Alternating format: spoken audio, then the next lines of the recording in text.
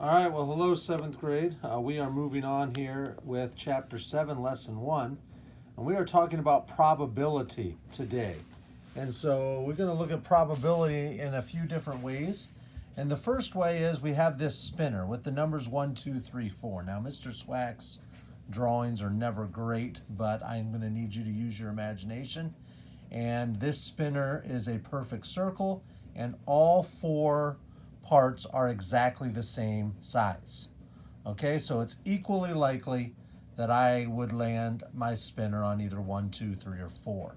So we look at this first question. How many possible outcomes are there? Well, we have 4 possible outcomes, 1, 2, 3, and 4. So that's pretty basic. How many possible outcomes are there? There would be 4. Now it's saying, what are the favorable outcomes of spinning a number no greater than 3? Well, when it talks about favorable outcomes, it's asking you to list the outcomes that could happen. What are the favorable outcomes of spinning a number no greater than 3? Well, the numbers that are not greater than 3 are 1, 2, and 3. Those are the favorable outcomes. If I spin a 4, that is not a favorable outcome because 4 is greater than 3. But even if I spin a 3, 3 is not greater than 3. And 1 and 2 are both less than 3. So the favorable outcomes for spinning a number no greater than 3 are 1, 2, and 3. The next question, how many ways can spinning an even number occur? Well, this just is confirming here 7th grade that as 7th graders we understand the difference between odd and even numbers. Of course, in this spinner, the odd numbers are 1 and 3. The even numbers are 4 and 2. So there are 2 ways that spinning an even number can occur. All right? And how many ways can spinning a prime number occur? Well, a prime number, as you know, is a number that is only divisible by 1 and itself. That is a prime number. It is a composite number if it is divisible by 1 and itself and then other numbers. So how many ways can spinning a prime number occur? Well, 1 would be a prime number because it's only divisible by 1 in itself, which is just 1. 2 is a prime number because it's only divisible by 1 and 2. 3 is also a prime number because the only numbers that can evenly go into 3 are 1 and 3. 4 would be considered a composite number because it is divisible by 1 and 4, but it's also divisible by 2. So that is not a prime number. So when it's asking in how many ways can spinning a prime number occur, well, our prime numbers are 1, 2, and 3. So this would definitely be 3. All right, let's move on to other parts here. Here we have a situation that talks about a bag has the following marbles. A bag has some marbles in it, 2 green marbles, 1 blue marble, 3 red marbles, 2 yellow marbles, 1 black marble. Okay, so part A, find the number of ways the outcome can occur. And part B, find the favorable outcomes of the event. Okay, so number 1, choosing green. Well, number 1, find the number of ways the outcome can occur. Choosing green, well, there's 2 green. So there are 2 ways that outcome can occur. So when we talk about part A, the number of ways the outcome can occur, that's just 2 because there's 2 green.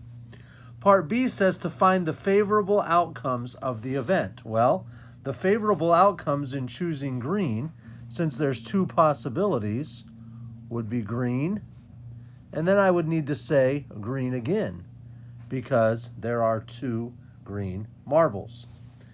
If I go to number 3, choosing yellow or black, well, the number of ways the outcome can occur. Well, it says there are 2 yellow and there are 1 black. I'm choosing one or the other. So since there's 2 yellow and 1 black, there are 3 favorable outcomes to choosing either yellow or black because the 2 yellow and the 1 black make 3 marbles. Now, finding the favorable outcomes of the event, the favorable outcomes would be yellow and I would put yellow again because there's 2 yellow, and then black. Those would be the favorable outcomes. And you'll notice in number 1, there were 2 outcomes, so there were 2 favorable outcomes. In number 2, there were 3 outcomes, so there are 3 favorable outcomes. Okay? Number 3, choosing not blue. Choosing not blue. Well, when I look here choosing not blue, I have 1 blue. And so I see, well, what's not blue? Well, 2 green, 3 red, 2 yellow, and 1 black. So not blue, the 2 green plus the 3 red is 5, plus the 2 yellow is 7, plus the 1 black is 8. Choosing not blue, there are 8 possible outcomes of not choosing blue. So my favorable outcomes then, since there's 2 green, would be green and green. And since there are 3 red, it would be red, red, and red. And since there are 2 yellow, it would be yellow and yellow. And then since there is 1 black, it would be black. That would be all of the favorable outcomes. All right, let me pull over this last part. And in this next part, I go to my piece of paper here because we're out of marker boards. And here I have, once again, I have a spinner. And basically in this section, I didn't write out the instructions for the video, but basically you're determining whether the statement is true or false. And so we have 2 statements here, and we're going to have to decide based on looking at this spinner whether the statement is true or false. If the statement is true, we just write true.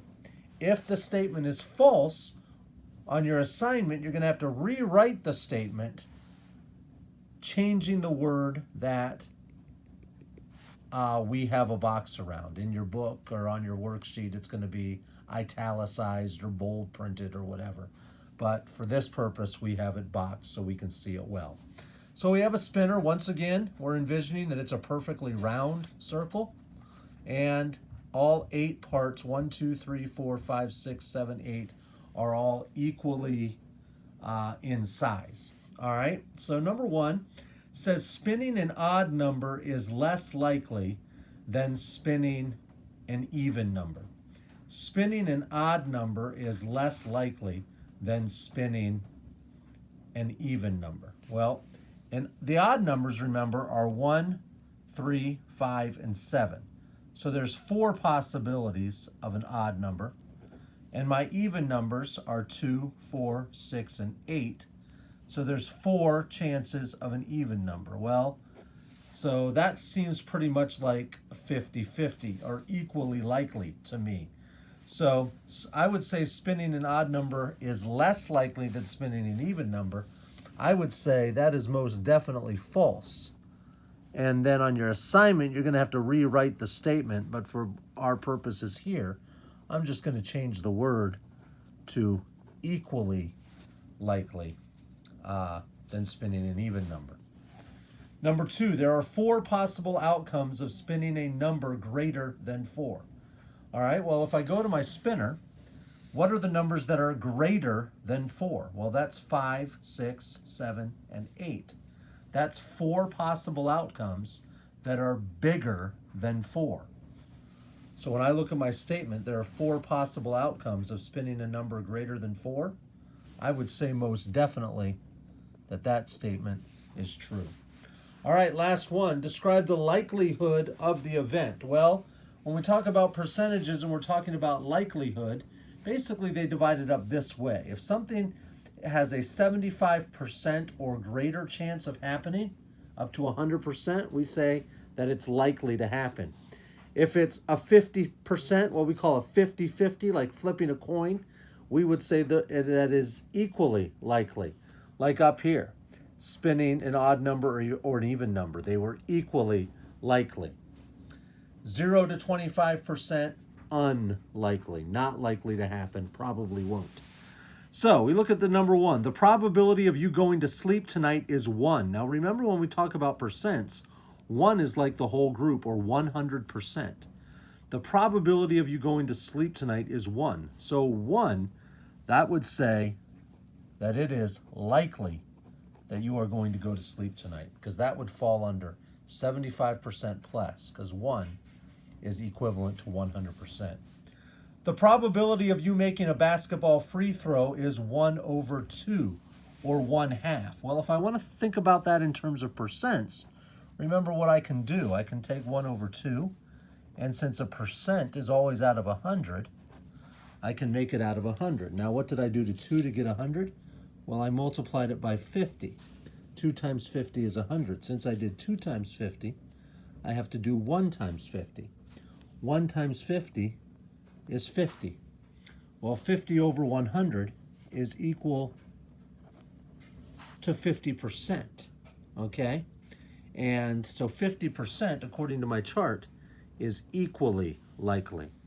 The probability of you making a basketball free throw is 1 over 2, so it's equally likely that you'll either make it or miss it.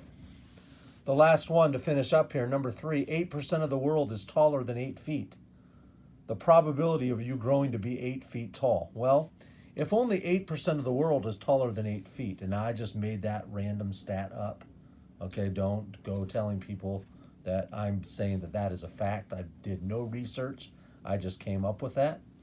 I just know that there's not too many people in the world that are taller than 8 feet. 8% may actually be quite high. 8% of the world is taller than 8 feet. The probability of you growing to be 8 feet tall. Well, if it's only 8%, that fits in the 0 to 25%. So the probability of you growing to be 8 feet tall is unlikely when it talks about describing the likelihood of the event. All right, 7th grade, we'll talk to you later. Lesson 7.1. We'll see you in class. Bye.